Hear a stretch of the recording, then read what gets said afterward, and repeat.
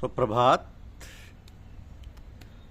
परमार्थ पथ, यह हमारी आज की आध्यात्मिक चर्चा का विषय। श्री राम जी का राजतिलक और रामराज्य की स्थापना हो जाने के बाद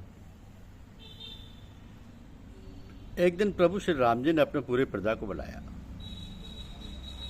संपूर्ण प्रजा अत्यंत प्रसन्न थी कि राम जी क्या कहेंगे, क्या बताएंगे, क्यों बुलाया है, पूरे प्रजा को बुलाने का क्या उद्देश्य है, प्रजा पर क्या कोई कठोर नियम लागू होने वाले हैं, क्या बात है। कोई नहीं सोच सकता था कि प्रभु ने किस लिए सभा इकट्ठी की है। एक बार रघुनाथ बुलाए, गुरु द्विजपुर वासी सब आए। बैठे गुरुमन अरविंद द्विज सज्जन, बोले वचन भगत भव भंजन। उस सभा में सभी नगरवासी मौजूद थे। गुरुदेव ब्राह्मण और सज्जन पुरुष उस सभा में विद्वान थे। उस सभा में एक और चेतावनी दे दी गई कि जो अनित कुछ भाषो भाई, तो मोहि बरदो भई बिसराई। यदि मैं कोई अनिति की बात कहूं तो मुझे अभय होकर रोक देना, डांट देना। कि सुनो सकल पुर जन्म मानी, कहूं न कुछ ममता और आनी। नहीं अनित नहीं कछु प्रपताई, सुनो करो जो तुम्हें सुहाई। बड़े भाग मानुष तन पावा, सर्वोल्लभ सद ग्रंथ ही गावा। साधन धाम मोक्ष कर द्वारा, पाई न जय परलोक संवारा। सो परत्र दुख पावई, सिर धुन धुन पछताए। काले कर्म ईश्वर मिथ्या दोष लगाए। ए तन कर फल विषय न भाई, स्वर्ग अल्प अंत दुखदाई। नर्तन वार देव कहीं वेरो, सन्मुख मरित अनुग्रह मेरो। ऐसा राजा सुना जो अपनी प्रजा को परलोक सुधारने की बात करता हो। उनकी प्रजा तो सुखी ही थी, केवल महाराज रामचंद्र जी ने अपनी प्रजा को यह बताना चाहते हैं कि मानव जीवन का लक्ष्य क्या है और उस परम लक्ष्य को कैसे प्राप्त किया जा सकता है। यह मानव शरीर बड़े भाग्य से प्राप्त होता है। यह मानव देह देवताओं को भी दुर्लभ है। तो ऐसे विभिन्न संत ग्रंथ कहते हैं 84 लाख भोग योनियों में भटकते हुए, अनेक कष्ट उठाते हुए, कीड़े मकोड़े पशु पक्षी सर्प राक्षस आदि अनेकों प्रजातियों से गुजरते हुए जब भगवान की बहुत बड़ी दया कृपा होती है, तब यह मानव योनि प्राप्त होती है। तो ऐसा दुर्लभ मानव शरीर पाकर जो कि साधनों का धाम है, अर्थात यही एकमात्र योनि है जिससे साधन जब तक योग भक्ति यज्ञ आदि ईश्वर की प्राप्ति के साधन हो सकते हैं। अन्य जितनी योनियां हैं वे केवल भोग योनियां हैं। अतः परमार्थ पथ मानव योनि से ही प्रशस्त हो सकता है। मोक्ष का दरवाजा ऐसी योनि से प्राप्त किया जा सकता है। इस मानव शरीर को पाकर जिसने परलोक पथ प्रशस्त नहीं किया तो देह त्याग के बाद दुख प्राप्त करेगा और सिर धुन धुन कर पछताएगा तथा काल कर्म और ईश्वर पर दोषारोपण करेगा। तो जो परलोक यहाँ सुख चहु, सुनिमम वचन हृदय दृढ़ गहु। भक्ति स्वतंत्र सुकल सुख खानी, बन सत्संग न पावई प्राणी। पुण्य पुंज बिन मिलई न संता, सत्संगत संस्कृत का रंता। इस मानव शरीर का लक्ष्य विषय भोग नहीं है और स्वर्ग का सुख भी तो अल्प समय के लिए है, फिर उसका अंत बड़ा दुखदायी होता है। अतः भाइयों चेत जाओ, इस मानव शरीर के लक्ष्य को प्राप्त कर लो, आध्यात्म पथ में कदम बढ़ाओ, इस मानव जीवन को धन्य कर लो ताकि पुनः 84 लाख योनियों में ना भटकना पड़े। धन्य ऐसा राजा जो अपनी प्रजा को मोक्ष का मार्ग दिखा रहा है।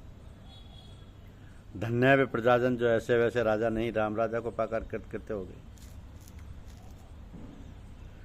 सो भाई, भगवान राम का उपदेश है अपनी संपूर्ण प्रजा के लिए। भाई सावधान हो जाओ, इस मानव देह को पाकर प्रमाद में, विषय भोगों में, पाप कर्मों में तथा केवल अर्थोपार्जन में व्यतीत कर दिया तो अंत में पछताना पड़ेगा। तो भगवान राम की तरह उपदेश देने वाले, ब्रह्म तत्व को जानने वाले, भवसागर से मुक्ति दिलाने वाले, मानव का कल्याण चाहने वाले परम संत सदगुरु आज भी, उनसे मुक्ति का मार्ग पूछिए। साधन पद्धति जानिए और भवसागर से पार उतरने के लिए कमर कस लीजिए। इन संत पुरुषों की साधन पद्धति बहुत सरल है। वे तो जिज्ञासुओं को खोजते फिरते हैं, लोगों को मोक्ष मार्ग बताते हैं। मानव जीवन का परम लक्ष्य प्राप्त करने के लिए ऐसे महापुरुषों का सानिध्य प्राप्त करें, जहाँ तत्ववेत्ता, ब्रह्मर्षि, त्रिकालदर्शी, परम संत निवास करते हैं, तो वहाँ का कण कण पवित्र होता है। ऐसे वह महापुरुष आज भी 100 वर्ष की आयु में जिज्ञासुओं को ज्ञानामृत पिला रहे हैं। तो परमार्थ पद के संबंध में नीचे परम पूज्य साहब जी महाराज की अमृतवाणी है कि मनुष्य इस धरा पर सर्वश्रेष्ठ प्राणी है और इसलिए मनुष्य जीवन अमूल्य है। अमूल्य इस कारण से है कि जिन देवताओं की शक्ति और सामर्थ्य सुनकर हम उनके जीवन के सामने अपने जीवन को हीन और निकृष्ट मानते हैं, उन देवताओं को भी कुछ समय तक सुख भोग और ऐश्वर्य प्राप्त करने के बाद पुनः इस मनुष्य शरीर में आना पड़ता है। अब क्योंकि प्राणी मनुष्य योनि में ही कर्म करने का अधिकारी है, अन्य सभी योनियां भोग योनियां हैं, तो मनुष्य योनि में प्राणी कर्मों का भोग भी करता है और नवीन कर्मों व संस्कारों का सृजन भी। अतः मनुष्य जीवन पाकर अपने जीवन को सफल और सार्थक बनाने का प्रयास और प्रयत्न करना ही सबसे बड़ा पौरुष है। इसमें संदेह नहीं कि सभी प्राणी मनुष्य योनि में आकर भी मनुष्य कोटि में नहीं आते। बहुतों को वृक्ष के तुल्य, अनेक पशु तुल्य, कुछ को मनुष्य समान, किन्हीं किन्हीं को देव तुल्य और कुछ को ईश्वर तुल्य कहा गया। अब आप ये समझने का प्रयास करें कि हम किस कोटि में और क्या हमारा लक्ष्य है। हमें अपने जीवन को ईश्वर तुल्य बनाने का कितना स्वर्णिम अवसर प्राप्त हुआ है। हम इतने सुंदर सत्संग और सद्गुरुओं के छत्र छाया में जीवन यापन कर रहे हैं। हम थोड़े प्रयास से सत्संग द्वारा सद्गुरुओं की इच्छा अनुसार अपने को ढालकर उनकी आज्ञा अनुसार जीवन यापन कर अपने को आसानी से ईश्वर तुल्य बना सकते हैं। तो इसका सबसे सरल और सुगम उपाय यह है कि सद्गुरुओं से जितना अधिक संपर्क कर सकें करें। जितना ही हम उनका सत्संग करेंगे उतना ही हमारा उत्थान और उत्कर्ष सहज रूप से होता जाएगा। तो जिस स्थिति और अवस्था की हम कल्पना तक नहीं कर सकते वह स्वतः ही प्राप्त होती जाएगी। सो इस जीवन की स्वर्णिम घड़ियों को व्यर्थ न गंवाएं और जितना अधिक से अधिक सद्गुरुओं का सानिध्य प्राप्त कर सकें उतना ही हमारे लिए श्रेष्ठ है। तो जीवन की सार्थकता ऐसी में है कि जिस हाल में परमपिता परमात्मा रखे उसी हाल में उसका धन्यवाद अदा करते रहना चाहिए।